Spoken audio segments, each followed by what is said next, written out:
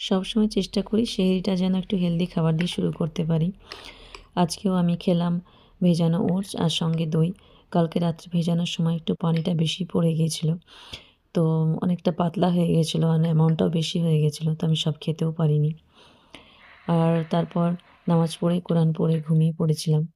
আর ঘুম থেকে উঠে আজ প্রচণ্ড ব্যস্ততার মধ্যে দিনটা কেটেছে। আর ইফতারের আগে রান্না করাটা আমার কাছে অনেক কষ্টকর মনে হয়। তাই আমি রান্নাটা দুপুরেই সেরে নিই।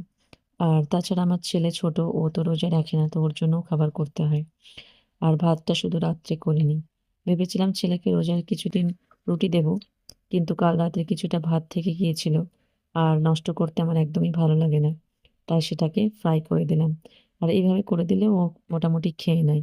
সাদা ভাতটা একদমই খেতে চায় না। আজকে আমরা গিয়েছিলাম মসজিদে ইফতার করতে।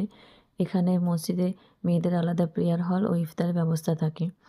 তো এখানে ইফতার করার পর আমি যখন নামাজ পড়তে গেলাম প্রেয়ার হলে, তখন দেখি প্রেয়ার হলটা পুরো ফাঁকা।